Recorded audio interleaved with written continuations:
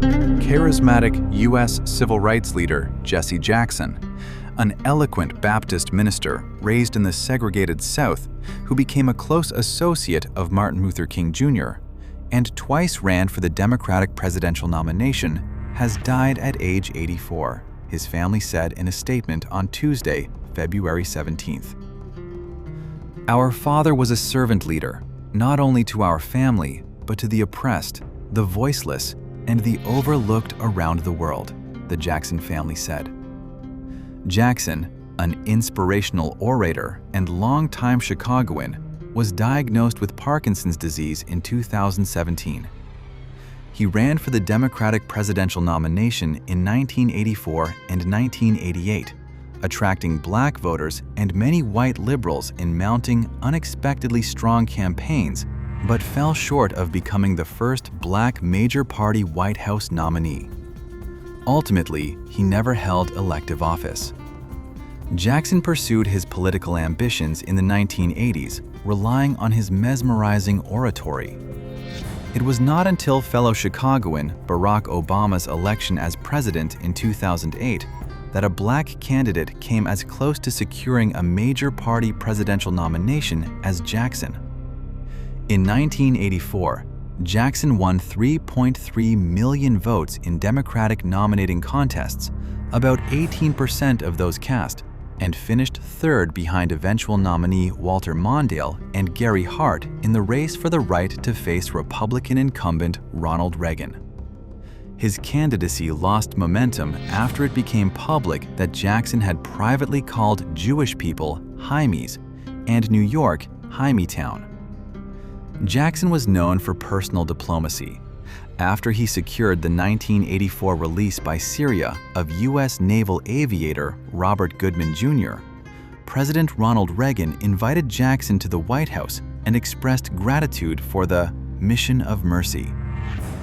Jackson continued his activism later in life, condemning the police killing of George Floyd and other black Americans in 2020 amid the global racial justice movement.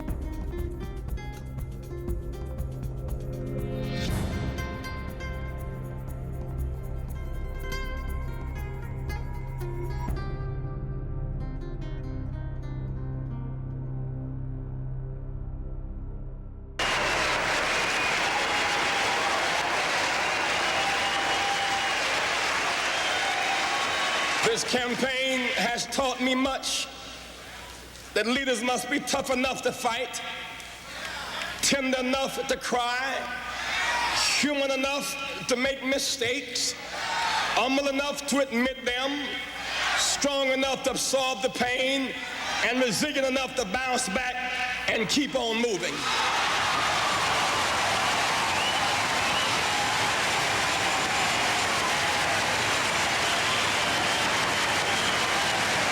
We must turn from finger pointing to clasp hands.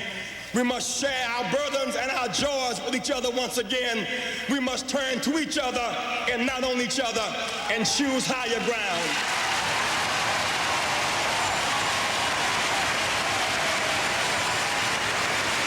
Jesse Lewis Jackson.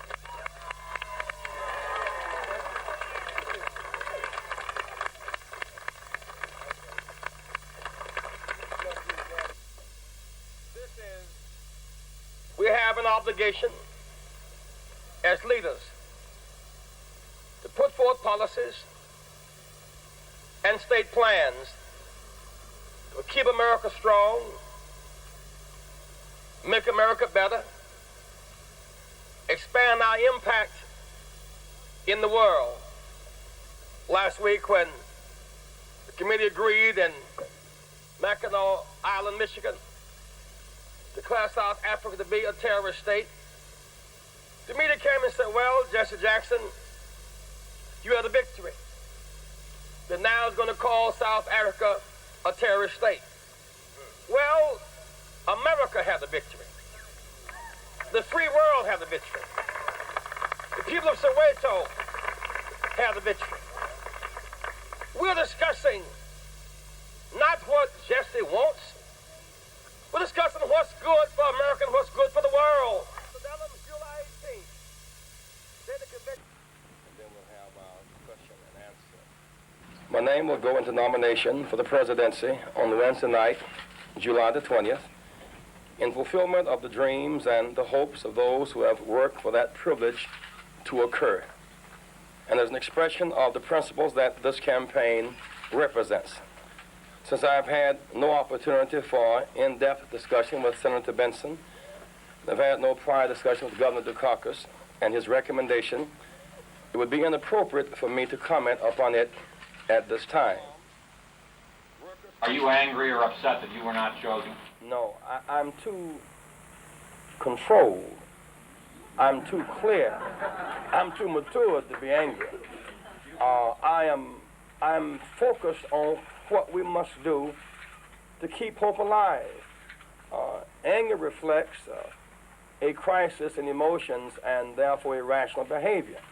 I simply been in this struggle long enough to be able to keep my eyes on the prize and keep doing what I've done throughout this campaign. We need not ease back into the uncivilized era of fighting to be a superior race. That is a contradiction in terms, because there is but one race, the human race. Welcome. Yes. Yes, sir. I'm sleeping. Huh? I'm sleeping. I can imagine. But I'm present. Well, come in here, Vice President Voiceless. Good to see you, Jesse. How are you? I thank you. As I said on the phone, you had the option to intervene, and you did not. We delayed the trigger date because we thought you might call based on what you said at the press conference. And when you didn't, we felt freer to go. Yeah. Because for us, the issue was not defying you, it was appealing to Assad to give a signal for a new direction and some breakthrough for peace.